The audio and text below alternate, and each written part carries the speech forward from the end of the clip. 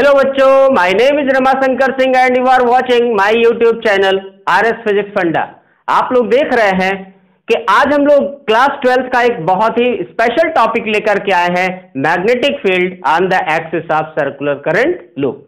ठीक है, थोड़ी सी अगर सावधानी इसको आप देखेंगे तो यह टॉपिक बहुत बहुत आसान हो जाएगा। देखिए, एक सर्कुलर लूप ले लिया हमने, क्या कर लिया, कंसीडर कर लिया, कंसीडर ए सर्कुलर लूप। ठीक है, एक सर्कुलर लूप ले लिया ऑफ रेडियस ए। ठीक है, radius a in which current is flowing in anticlockwise direction and we want to calculate. हम चाहते क्या है, हम चाहते हैं कि इस पॉइंट P पर, ये जो पॉइंट हमारा P है, इस पॉइंट पर मैग्नेटिक फील्ड निकाली जाए। और ये पॉइंट P कहां है, इस लूप के एक्सिस पर, इस लूप के एक्सिस पर। देखिए, तो बहुत ही आसानी से आप ध्यान दीजिए, हमें बायो-सेवर्ट ने क्या समझाया, बायो-सेवर्ट ने समझाया कि एक छोटे से करंट एलिमेंट के कारण मैग्नेटिक फील्ड किसी पॉइंट पर कितनी होती है। एक छोटे से करंट एलिमेंट के कारण magnetic field dB = μ0/4π IDL sin θ/r² होता है। ये बिल्कुल ध्यान में रखना है।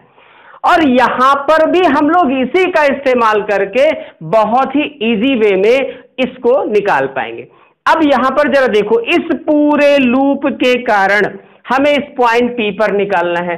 तो अगर हम बायो-सेवर्ट साहब को ध्यान दें तो इन्होंने कहा पहले छोटे से लूप से निकाल लो, छोटे से पॉइंट से निकाल लो, छोटे से पॉइंट से मैग्नेटिक फील्ड निकाल लो, और पूरे वायर से मैग्नेटिक फील्ड आपको निकालनी तो इसको इंटीग्रेट कर दो। ठीक है, तो जरा देखिए, हम लोगों को पहले ध्यान क्या देना है कि डायरेक्शन ऑफ मैग्नेटिक फील्ड यहां क्या होगी, डायरेक्शन ऑफ मैग्नेटिक फील्ड। तो पहले आप लोग ध्यान दीजिए, जैसे ये सर्कुलर, ये देखिए एक चीज सर्कुलर है, ठीक है, एक सर्कुलर लूप है, इसी को थोड़ा सा ध्यान देना है। ये सर्कुलर लूप है जिसमें करंट देखो एंटी क्लॉकवाइज, इस चीज को हम ऐसे ही बनाया गया है, जो हमने यहां लूप बनाया ऐसे आपको दिख रहा है, वो ऐसे बनाया गया है। ठीक है, ये बात क्लियर, ध्यान रखिएगा। यहां करंट देखो, यहां अंदर ऐसे जा रही है और उसके बाद इस तरफ से बाहर निकल रही है। जरा ध्यान देने वाली बात है, इस पॉइंट पे यहां देखिए दो पॉइंट आपको मैं दिखा रहा हूं, एक पॉइंट आपका ये हो गया और एक पॉइंट आपका ये हो गया। इन दोनों पॉइंट पर हम करंट की डायरेक्शन इंडिकेट कर रहे हैं।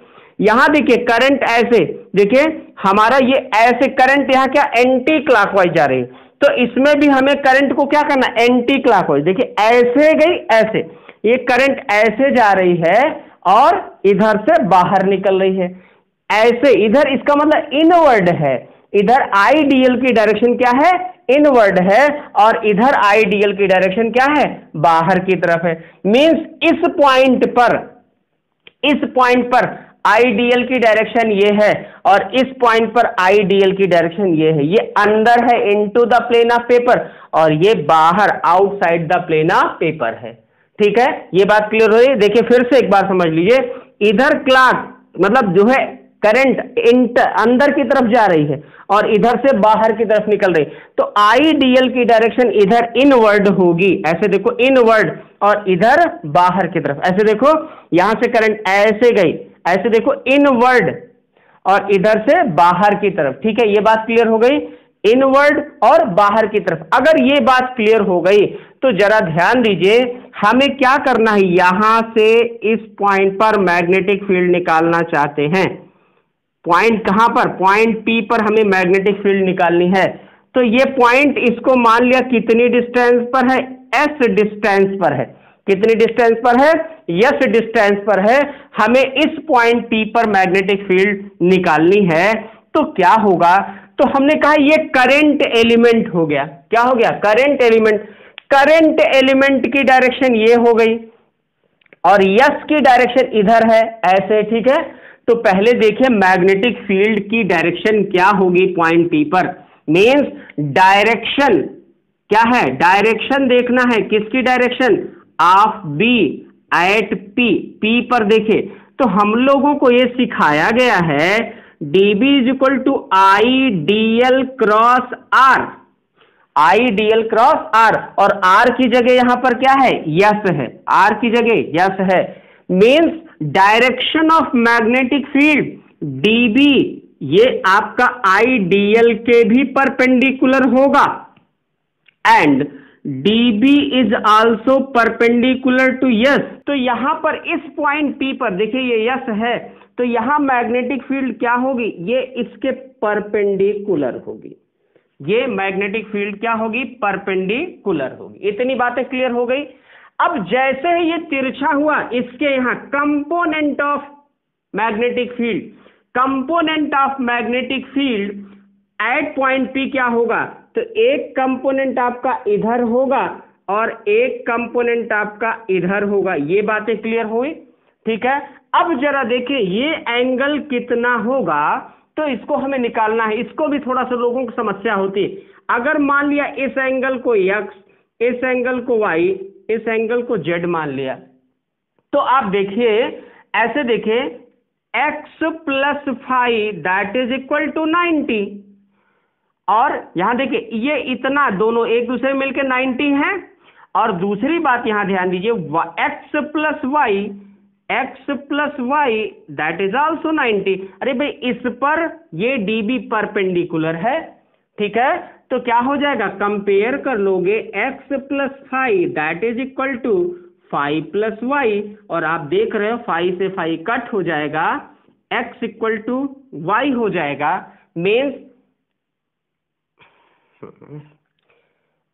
x प्लस वाई, यहां देखो x plus five equal to 90, x plus Y is equal to 90, x plus Y is equal to 90, तो क्या हो जाएगा, x x कैंसिल हो जाएगा और यहां हो जाएगा five is equal to Y, means ये एंगल फाइव इस एंगल y के इक्वल होगा।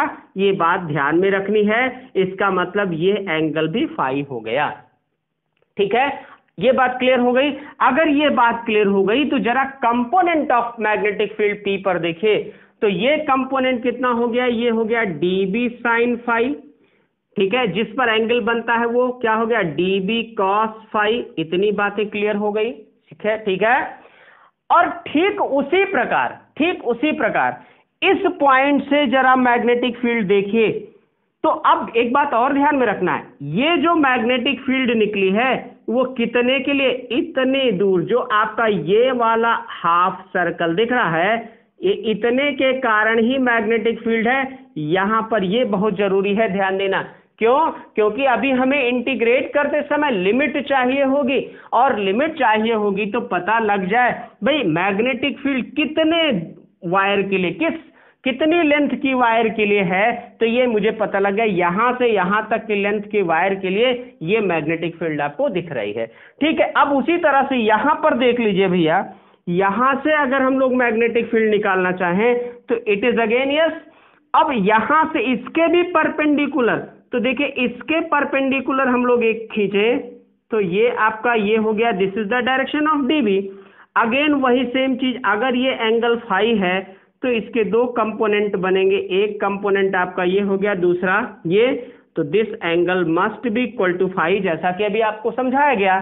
तो ये क्या हो गया, dB साइन फाइव हो गया, और ये क्या हो गया, dB कॉस फाइव हो गया। इतनी बातें क्लियर हो गई, ये dB साइन फाइव, ये dB कॉस फाइव। अब हम लोगों को देखिए, ध्यान दीजिए इस फिगर में, तो नेट मैग्नेटिक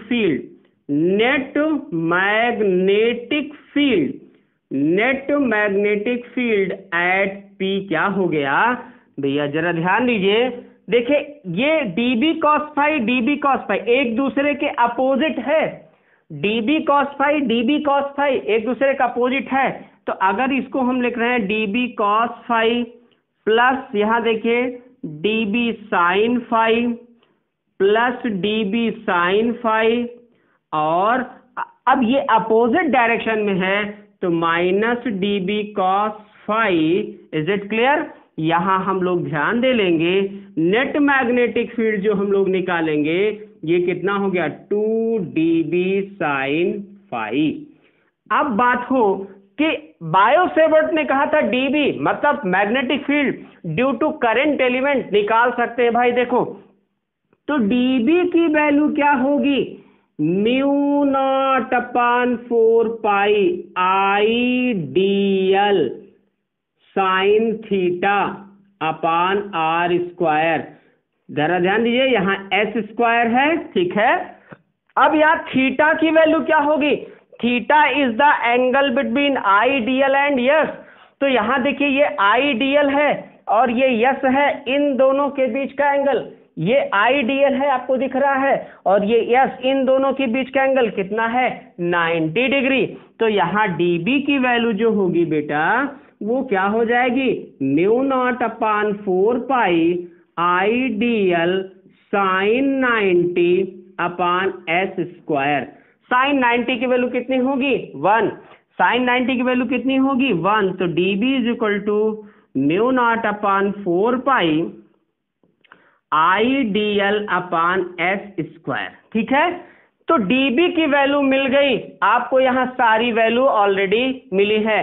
साइन फाई की वैल्यू भी देखिए, साइन फाई की वैल्यू फिगर से क्या हो जाएगा, परपेंडिकुलर अपान हाइपोटेन्यूज, परपेंडिकुलर अपान हाइपोटेन्यूज। तो यहां परपेंडिकुलर अपान हाइपोटेन्यूज हो गया।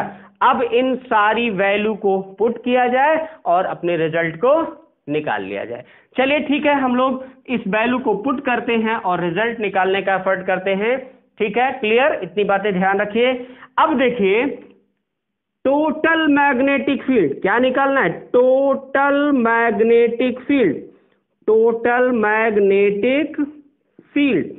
तो भैया टोटल मैग्नेटिक फील्ड निकालने के लिए क्या करोगे, इंटीग्रेट कर दो किसको, डीबी को, डीबी साइन फाई को इंटीग्रेट कर दीजिए। और यहां आप देखिए साइन फाई की वैल्यू ए बाई एस है, तो इसको आप, ठीक है, तो इसको भी आप चाहें तो ऐसे बाहर लिख लीजिए 2a बाई एस और यहां पर dB, इसी को इंटीग्रेट कर दीजिए तो आपको मीन्स हमने साइन फाई की वैल्यू a बाई एस रख दी, dB केवल वेरिएबल है तो dB की वैल्यू को रख दो भाई। dB की वैल्यू को रखोगे क्या लिखोगे यहां, क्या mu naught upon 4 pi I D L upon S square, ठीक है। अगेन देखो mu naught upon 4 pi I by S square बाहर निकाल लीजिए, तो म्यू नॉट अपान 4 पाई, ठीक है, 2ia अपान एस क्यूब हो जाएगा और dl हो गया, ठीक है। ये बात क्लियर हो गई।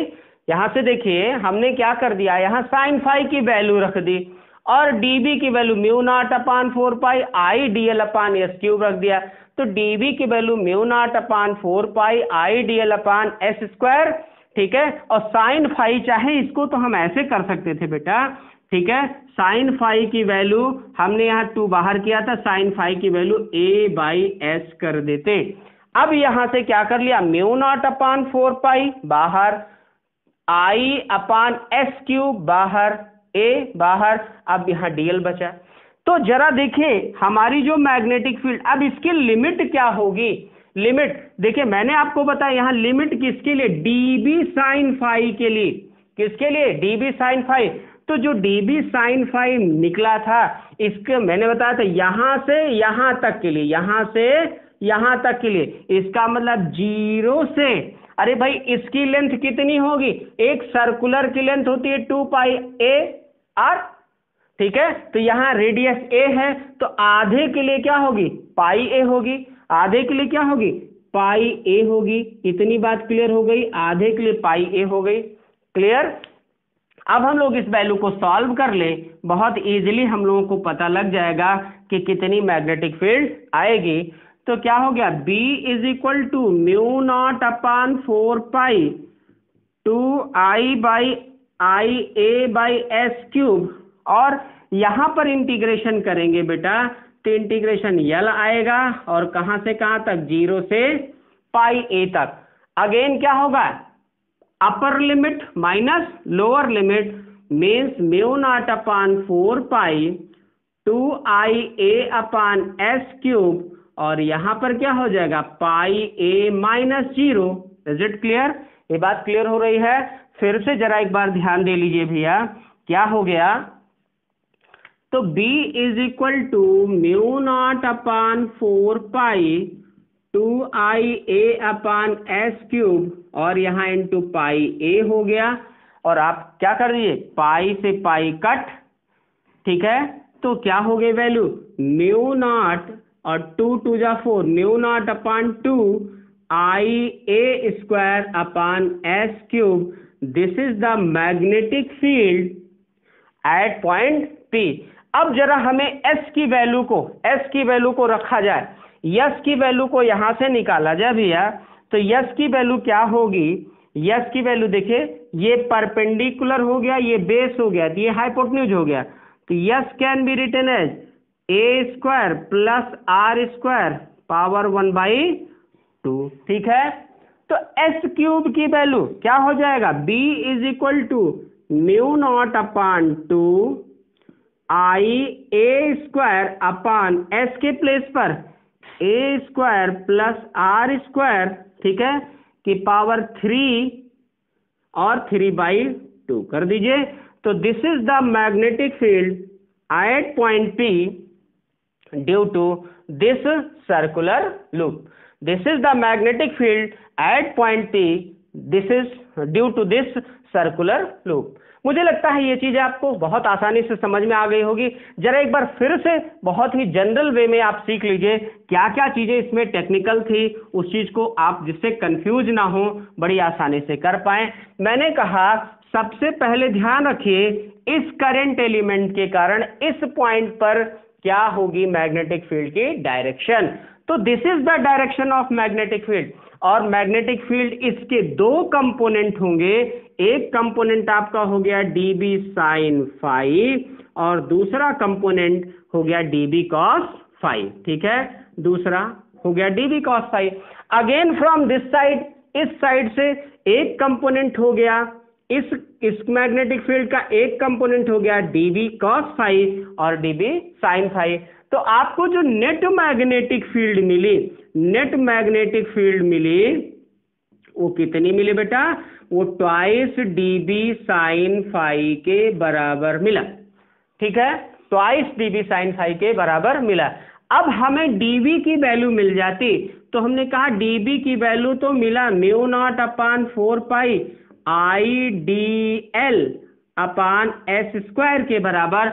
और यहां पर मुझे पता है साइन 90 हो गया था, क्योंकि आइडियल देखिए, आइडियल और यस के बीच का एंगल 90 था, ठीक है, 1 हो गया।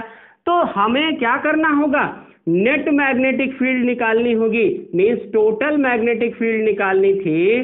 तो टोटल मैग्नेटिक फील्ड क्या हो गई बेटा, हम लोगों ने क्या कर दिया, इंटीग्रेशन कर दिया। तो B इज इक्वल टू, मैंने किसका कर दिया, यहां dB 2 dB sin phi का, ठीक है, और वैल्यू पुट कर दो भाई, वैल्यू पुट कर दो, इंटीग्रेशन 0 से पाई a तक, 0 से पाई a तक क्या कर दिया, 2 म्यू नॉट अपान 4 पाई IDL अपान एस स्क्वायर। और साइन फाई की वैल्यू जो हम लोगों ने निकाली, साइन फाई की वैल्यू निकाली, वो a अपान एस निकाली, ठीक है, a अपान एस निकाली। यहां से आपको देखिए परपेंडिकुलर अपान हाइपोटेन्यूज, ये साइन फाई हो गया।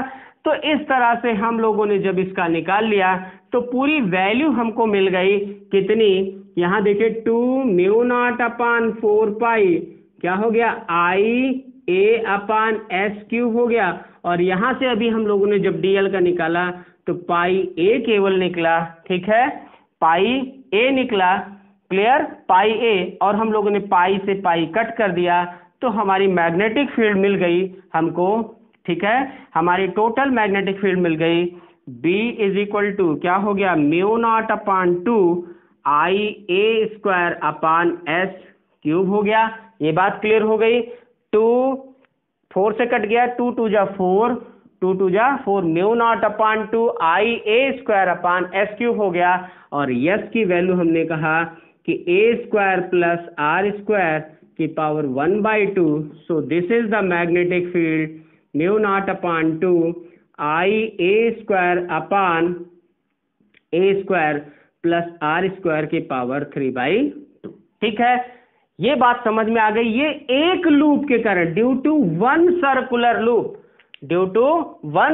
Loop, this is the magnetic field. अगर ध्यान दीजिए यहां से थोड़ा सा, मैग्नेटिक फील्ड हम लोग अगर ये कह दें कि मैग्नेटिक फील्ड मुझे कहां चाहिए, सेंटर पर, यहां चाहिए.